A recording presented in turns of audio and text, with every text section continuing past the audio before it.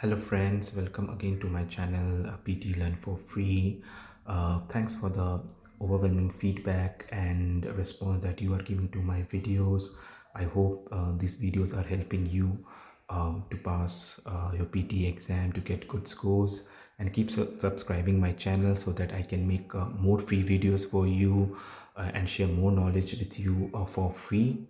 So thank you very much. So today I'm going to um, go through reading module of PTE. Now, reading module is a one which everyone wants suggestion, feedback, or everyone is struggling to get good marks. I'm getting a lot of comments and feedback and response stating to provide the tips and tricks and how to go about this reading module. How can we pass the reading module? How can we get the desired score of 65 plus and 79 plus? I think in other three sections, most of you are able to achieve that, but this is one module which stops you, to get the desired score, and you have to again give the PT. So yes, today I'm going to share you the tips and tricks and how to get your desired score, and hope this helps you to pass your reading module with flying colors. So before I start with any module, I always uh, tell you that you need to first understand how PT basically is going to evaluate your score. You need to first strategize yourself. You need to understand how PT basically scores each section in this module. Earlier, when I used to give PT during my time, I used to never do that, and that's the reason I used to every time struggle in getting the desired score, and I used to wonder why it's happening. It's all because of strategy. No matter how much hard work or effort you put, if you don't strategize the the sections, the modules, you are not going to get good marks. So always, first tip is yes, first you need to strategize, understand how PT scores, and then you plan out your strategy. So first of all, you need to understand that reading is a time bound module. It is every section, every module is a time bound, but reading, I think, is the only module where you just get 30 minutes of time to complete it. Now, read aloud is a module which doesn't comes in reading, it comes in speaking. So you can avoid it, but yes, avoid it when I mean to say that it is not a part of reading module, it's part of a speaking module, but don't avoid it, it's very important. So I have highlighted the sections in reading, or the section which contributes the reading scoring. You need to focus on the sections which I'll be telling you, and if you focus entirely on this few sections, then you will be through to your exams. You don't have to worry about grammars, you don't have to worry about much of going through all those textbooks of past tense, present tense, preposition, pronouns, and all those grammars things, because I know many of you struggle in filling the blanks, and you are asking a lot of tips and tricks, you're searching for a lot of answers. So though for those who are weak in grammar, I think I'll tell you exactly what needs to be done to get the full marks in those section as well. Even if not full mark, at least you will not get zero in those sections. So first and foremost, the three section which you need to be which you need to ensure that you get full marks is read aloud, highlight incorrect words, and summarize written text. You need to ensure that these three sections you score the full marks. You know, now read aloud is a about read aloud. I've already created a video on read aloud which has already got more than 1000 views already, so you can go through that. I'm not going to go again with tips and tricks. Three things which you need to be you need to keep in mind while doing read aloud is fluency, content, pronunciation. So I will request you to go through my video of read aloud to understand more on that and how to score good marks. Highlight incorrect words. It's where you they will read a passage for you, and you need to highlight the incorrect word from that passage. So these two are pretty easy because you don't have to do any solid preparation, you know. So please ensure that you get full marks in these two sections. Summarize written text is where you get a text, you just have to summarize it, and there's a lot of methods out there. I'm going to soon make one video on that, but a lot of people do the copy and paste using semicolon, where you just copy the sentence as it is from the passage and join both of them using a semicolon or any any other grammatical words. So don't emphasize much on template. They will say that, "Well, what is the template, give me the template." So understand one thing: template, if you use template, it will only increase your writing score. It's not going to increase your reading score. This is a reading module. They are going to judge on how well you have read the passage, how well you have taken the understanding. So ensure that when you are doing a summarized written text, don't focus on the template, focus on the content, focus on the sentence that you are going to put on the summarized written text.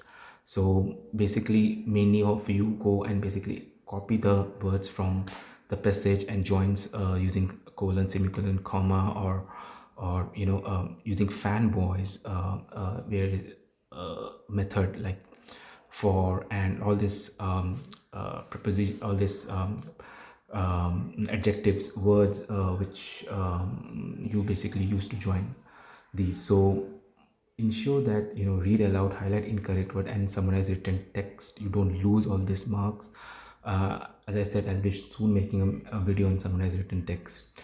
Now, reorder paragraph. This is, I find, one of the toughest section in PT. So try to find the subject and first, which I think is easy to find, because the subject would be the sentence which will come as a subject, which is the first sentence where you start. So reorder paragraph will be easy to identify because that will be quite unique compared to the other sentence. So it will be very easy for you to find it, and try to get the second sentence and the third sentence from the one. So understand that reorder paragraph, you are you get scored on the pairing. Like when one or two when the first and the second sentence are correct, then only you will be scored, otherwise you won't be. So try to at least ensure that you get two sentences correct in reorder paragraph. Now these are the modules where people struggle, people take most of the time. But I would say that try to be fast in this, and even if you're not able to um, do it because of the time bound, don't take much than 1 or 2 minutes in this section, because this doesn't contribute that much as compared to summarize written text, highlight incorrect word, and fill in the blanks, and read aloud. So if you don't get it, just move on to the next section. Try to get at least one or two sentences. Multiple choice, single, don't waste time. If you can skip it, skip it. Just click on one and just move on. Don't waste time on this. And multiple choice, multiple answer has a negative mark. Understand, guys, multiple choice, multiple answer will have a negative mark. So if you if you select any negative word or negative if you multiple if you select any negative, or if you select more than one which is not correct, so you'll get a negative mark out of that. So my strategy in this is like, just select one and skip it. Just select one and skip it. Even if you are sure, only if you are sure, you go with. If you are not sure, don't waste your time in this section. It doesn't contribute at all. So for those folks who think are struggling in reading, just think that, are you spending more time in all these three sections? Yes or no? If you are spending more time, you have to spend less time. Give more time on in highlight incorrect words, summarize written text, and fill in the blanks. Then only you'll be able to go pass reading module. So multiple choice, single answer, if you just press one if you have time, or else skip it. Multiple choice, multiple answer, my strategy is, I don't answer, I don't select multiple, I just select once and I move, because of the negative marking. I don't at all give any emphasis on this section, right? If you are short in time, if you want to avoid any section, avoid these two sections, right? Now fill in the blanks reading. and fill in the blanks reading and writing. So fill in the blanks reading is where you have words, you have to drag the words to the blank, and you get 1 mark for all the correct word. And reading and writing, where you have drop down and you have multiple words and you need to select the correct word. Now this is where I feel, or I find, many of the students are asking for tips, strategies, and I see a lot of videos, a lot of YouTubers stating that you need to be expert in grammar, you need to have a solid knowledge of tenses, prepositions, pronouns, nouns, whatever. If you ask me, I never went to any grammar class. I never um, did any kind of study in grammar before I gave my PT examination, because it is not going to help you to do that, because I know a lot of people are struggling in grammar.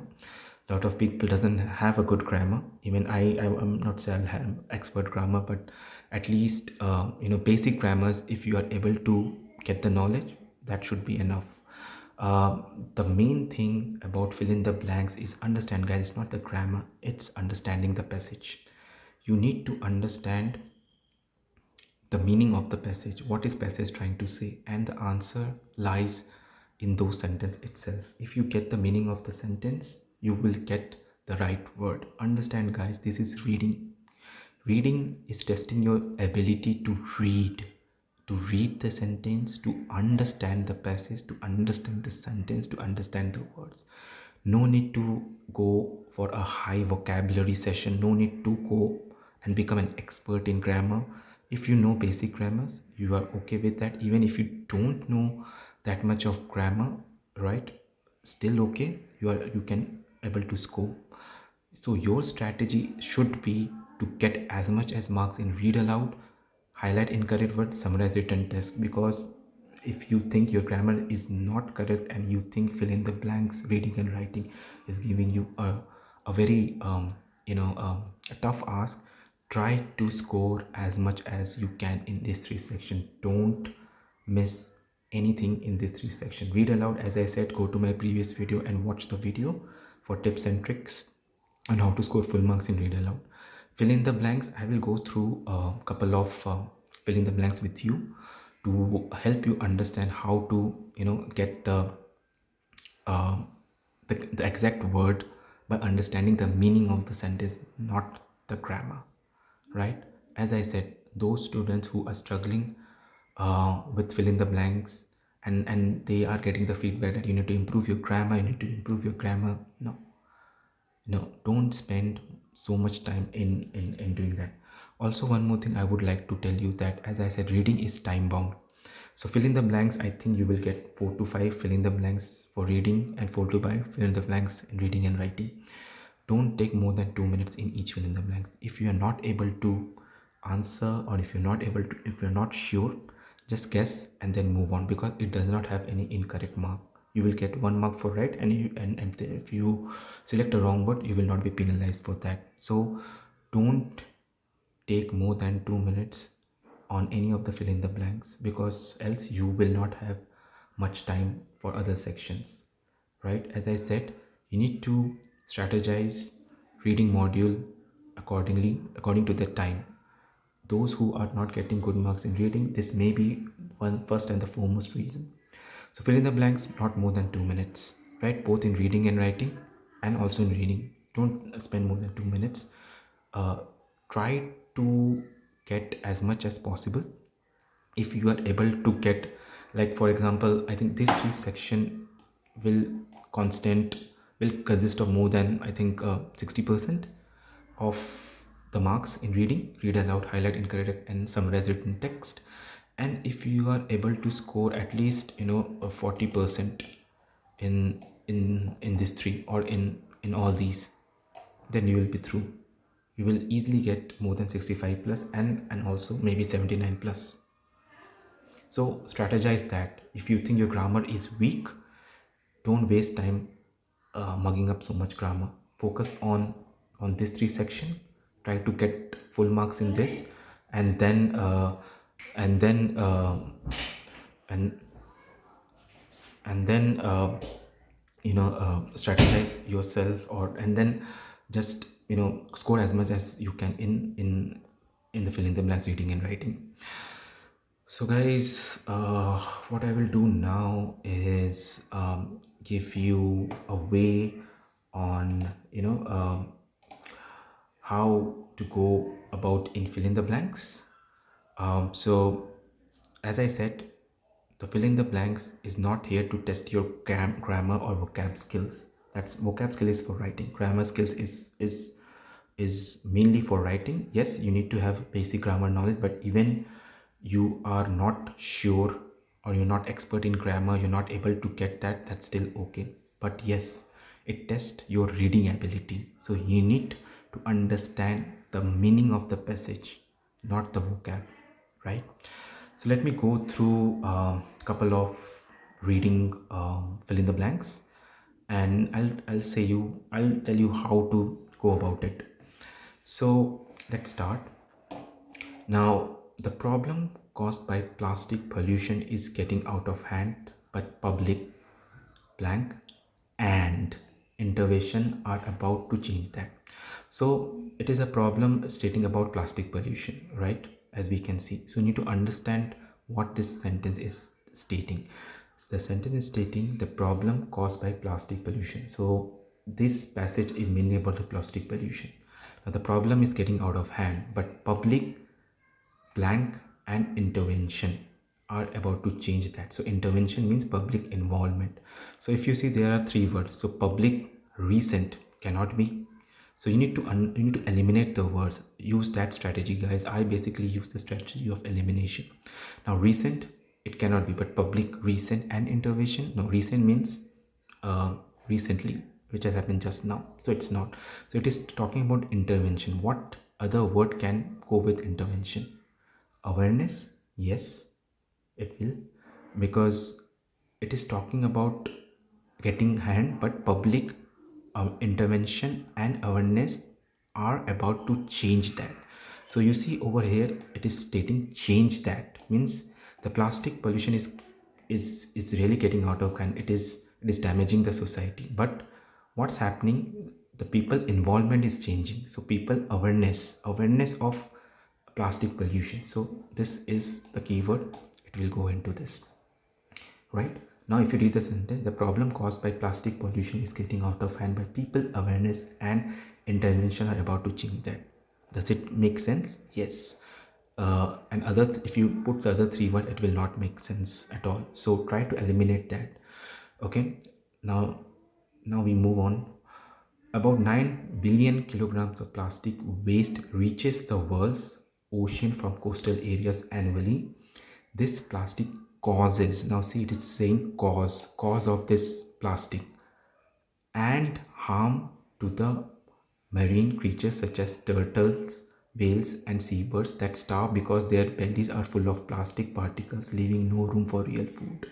So it is talking about the cause of the plastic, the harmness it is creating.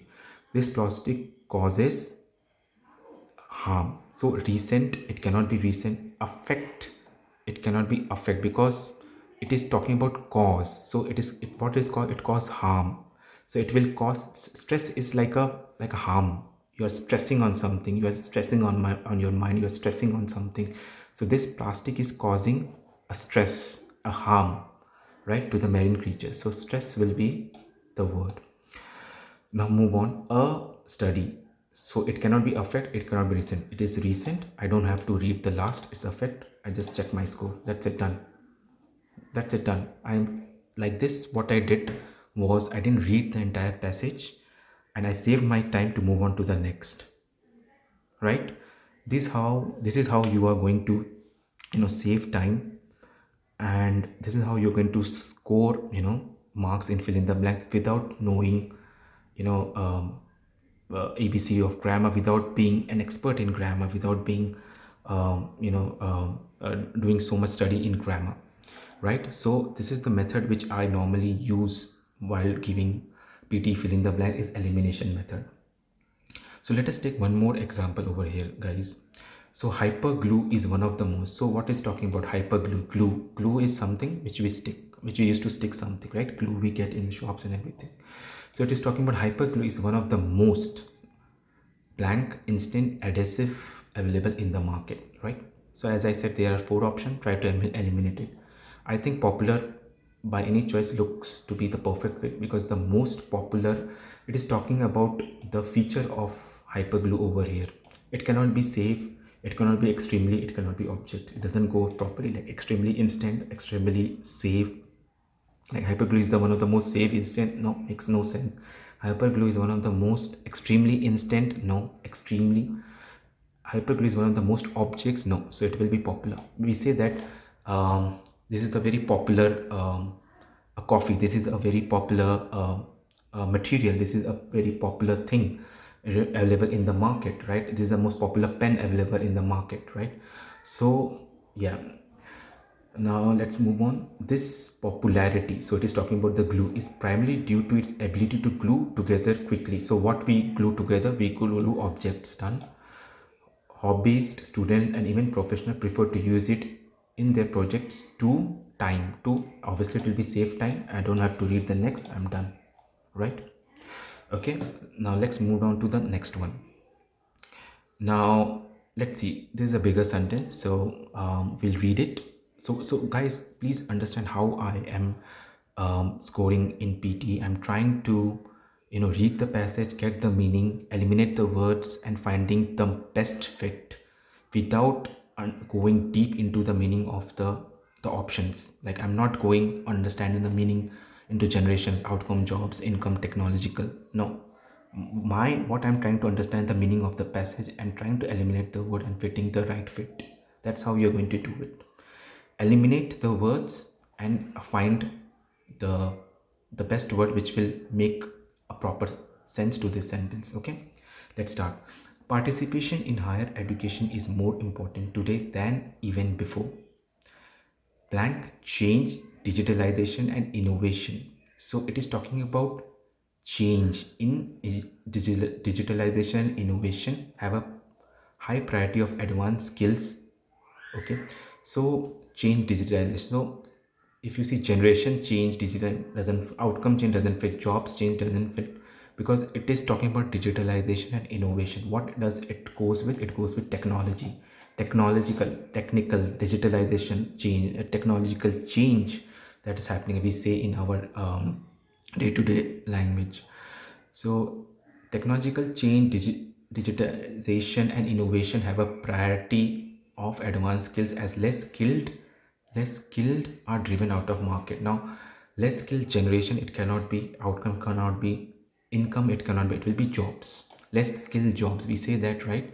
With technological and with advance of the technology, advance of modernization, innovation, digitalization, the advanced skills are as soon as the technology will evolve, the less skilled people jobs will drive out of the market. They say that you need to upskill yourselves, right? So it is talking about that. Those who have only completed upper secondary education will earn far less than a university graduate, perpetuating this vicious cycle over future.